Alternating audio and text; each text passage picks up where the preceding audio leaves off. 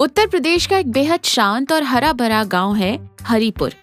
यहाँ की सुबह चिड़ियों की चहचहाहट से होती है और शामें ठंडी हवाओं के सुकून से। इसी गांव में रमेश नाम का एक किसान रहता है। रमेश इंसान बहुत सीधा है, लेकिन उसके अंदर एक शरारती बच्चा छुपा है। उसे हंसना और दूसरों के साथ मजाक करना बहुत पसंद है। उसकी पत्नी कमला एक बहुत ही सुलझी हुई और शांत स्वभाव की महिला है। वो रमेश की हर शरारत को एक हल्की सी मुस्कान के साथ संभाल लेती है। रमेश की जिंदगी एकदम बढ़िया चल रही थी, लेकिन तभी उसके जीवन में भूचाल लाने के लिए शहर से उसका चचेरा भाई सुरेश गांव आ गया। सुरेश बचपन से शहर में रहा है। उसे एक अजीब सी बीमारी है, वैरायटी की बीमारी। उसे हर चीज में, खास तौर पर खाने में कुछ नया और अलग चाहिए। रोजमर्रा का खाना उसे जहर लगता है। अगर किसी चीज का नाम थोड़ा विदेशी या अजीब सा हो तो वो उसे बहुत चाव से खाता है। सुरेश की इस आदत ने रमेश का हमेशा सिर दर्द बढ़ाया है। सुरेश एक ऑटो से उतरता है, आंखों पर काला चश्मा, हाथ में 2 बड़े ट्रॉली बैग।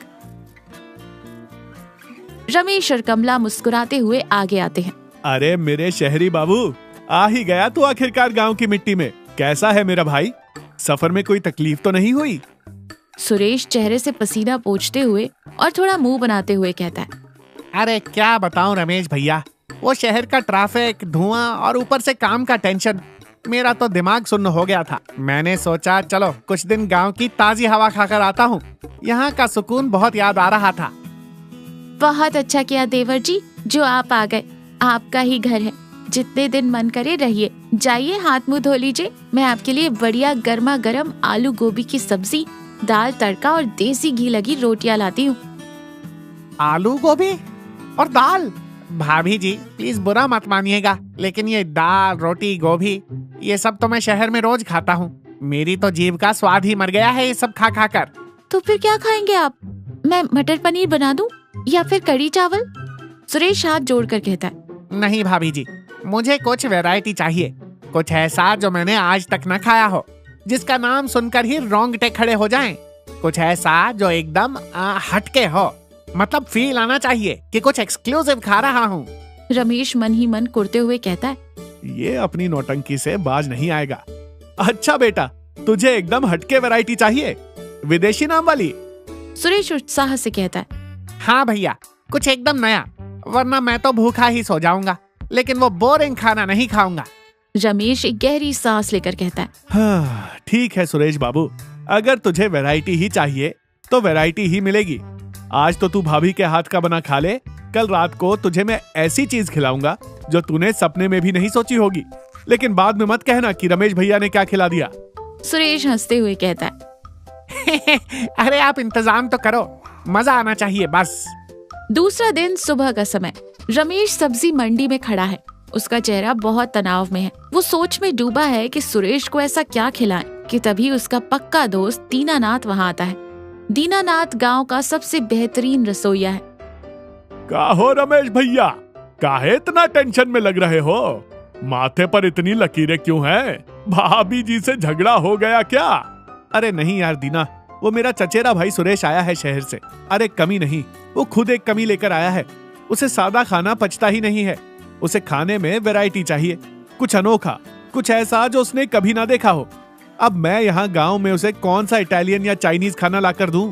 मेरा तो दिमाग ही काम नहीं कर रहा। अरे यार, इतनी सी बात के लिए तू अपनी जान सुखा रहा है। शहर वालों को बेवकूफ बनाना बहुत आसान होता है, बस नाम भारी होना चाहिए। मतलब मैं समझा नहीं, तू कुछ ऐसा बना सकता है क्या?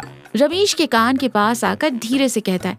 एक काम कर, आज रात को उसे मटन चुस्ता खिला दे। मटन चुस्ता? ये कौन सी चिड़िया का नाम है भाई? मैंने तो आज तक नहीं सुना। अरे ये बिहार की बहुत मशहूर डिश है। यहाँ अपने इलाके में किसी को नहीं पता। इसका स्वाद इतना जबरदस्त होता है कि आदमी उंगलियां क्या पूरी प्लेट चाट जाए। और सबसे अच्छी बात, यह दिखने में बहुत ही अजीब, गोल मटोल और भयानक सा लगता है। तेरे भाई को तो अनोखी चीज चाहिए थी ना। यह डिश देखकर उसका दिमाग हिल जाएगा। रमेश फिर चेहरे पर एक बड़ी सी शरारती मुस्कान लाते हुए कहता है। दीना, तू तो मेरा सच्चा दोस्त है। तू बस आज शाम को मेरे घर आ जा। ये मटन चुस्ता तू ही बनाएगा। मैं उस सुरेश के बच्चे को ऐसा विदेशी नाम बताकर खिलाऊंगा कि उसकी ये वैरायटी की बीमारी हमेशा के लिए दूर हो जाएगी। रात का डिनर। डाइनिंग टेबल पर खाना लगा है। सादे खाने के बीच एक बड़ा सा बर्तन रखा है जिसे एक प्लेट से ढका गया है। उस बर्तन से बहुत ही तेज और मसालेदार खुशबू आ रही है। सुरेश की नजर उसी ढके हुए बर्तन पर टिक जाती है। रमेश भैया, ये खुशबू तो दिमाग खराब कर रही है। क्या है इस बर्तन में? जल्दी ढक्कन हटाइए ना। सब्र कर सुरेश, ये कोई ऐसी वैसी चीज नहीं है कि ढक्कन हटाया और खा लिया। इसे खाने के लिए जिगरा चाहिए। जिगरा? क्यों भैया, ऐसा क्या है इसमें? ये मैंने एक खास शिकारी दोस्त से मंगवाया है। ये अफ्रीका के घने जंगलों में पाया जाने वाला एक बहुत ही खतरनाक जानवर है। इसे पकड़ने में लोगों की जान चली जाती है। इसका नाम है जुम्बा कुम्बा। कमला चुपचाप खड़ी है। वो रमेश के नाटक को देखकर अपनी हंसी रोकने की कोशिश कर रही है। क्या? जुम्बा कुम्बा अफ्रीका से? भैया आप मजाक तो नहीं कर रहे? अरे इसे इम्पोर्ट करवाने में मेरा आधा खेत बिकने की नौबत आ गई थी। तूने ही तो कहा था कि कुछ ऐसा खाना है जो कभी ना खाया हो। इसे खाने के बाद इंसान के अंदर एक शेर जैसी ताकत आ जाती है। कमला धीरे से बर्तन का ढक्कन हटाती है। अंदर गाढ़ी ग्रेवी में डूबा हुआ मटन चुस्ता रखा है। वो सच में दिखने में बहुत ही अजीब, मुड़ा तोड़ा और अजीबोगरीब आकार का है। सुरेश उसे देखकर एकदम सहम जाता है। भैया ये दिखने में तो बड़ा भयानक लग रहा है। इसका आकार कैसा अजीब सा है। अरे पगले, जो चीज इतनी दुर्लभ होती है वो दिखने में वैसी ही भयानक होती है। तो इसके रंग रूप पर मत जा, एक बार मुंह में रख, फिर देख जुम्बा कुम्बा का जादू। सुरेश बहुत ही डरते डरते एक छोटा सा टुकड़ा चम्मच से उठाता है, आंखें बंद करके मुंह में रखता है, धीरे धीरे चबाता है।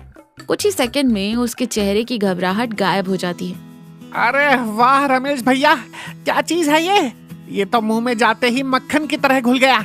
इसका स्वाद मटन जैसा है, लेकिन ये मटन से 100 गुना ज्यादा लाजवाब है।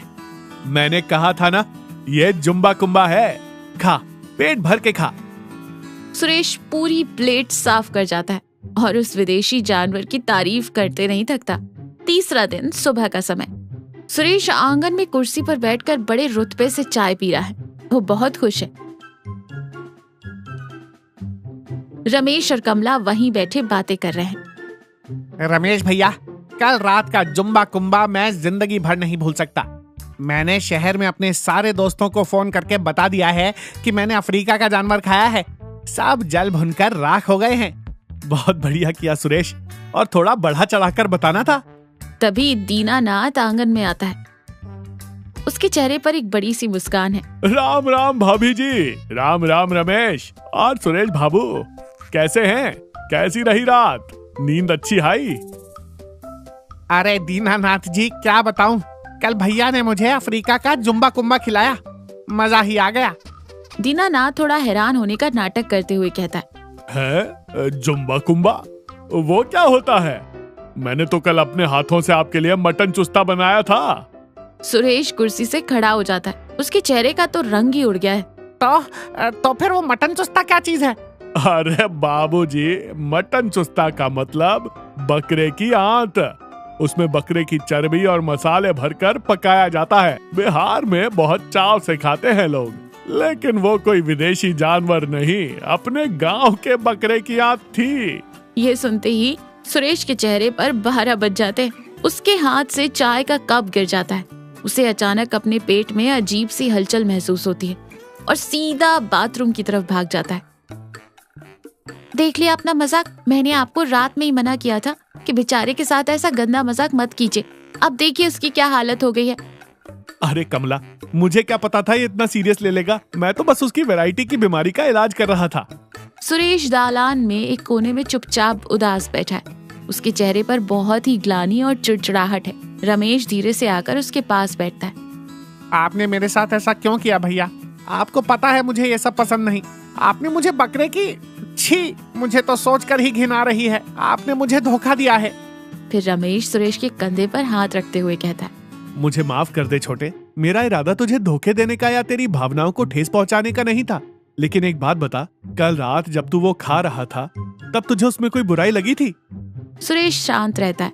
नहीं ना, कल तू उसे उंगलियां चाट चाट कर खा रहा था। तूने उसे दुनिया का सबसे बेहतरीन खाना बताया था। क्यों? सिर्फ इसलिए क्योंकि मैंने उसका नाम एक विदेशी जानवर का रख दिया था।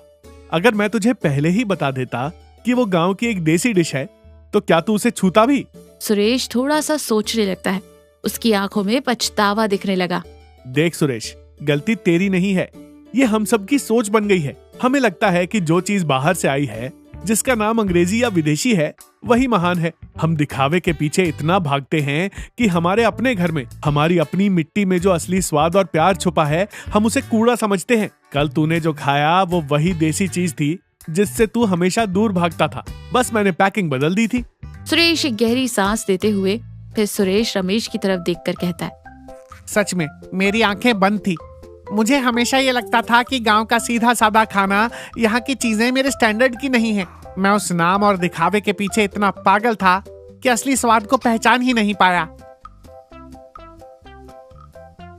कमला हाथ में खाने की थाली लेकर आती है। थाली में गर्मा गर्म चावल, पीली दाल और आम का अचार है।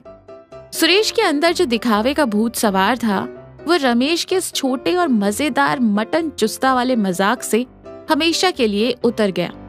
सुरेश को समझ आ गया था कि खुशी और स्वाद महंगी और विदेशी चीजों में नहीं, बल्कि अपनेपन और सादगी में होती है। गांव में बचे हुए अपने बाकी दिनों में सुरेश ने बिना किसी शिकायत के कमला के हाथ का बना सादा खाना खाया और अपनी जिंदगी के सबसे बेहतरीन पल बिताए। तो देखा, हमें बाहरी दिखावे और बड़े नामों के पीछे भागने की बजाय सादगी और वास्तविकता का सामना करना चाहिए।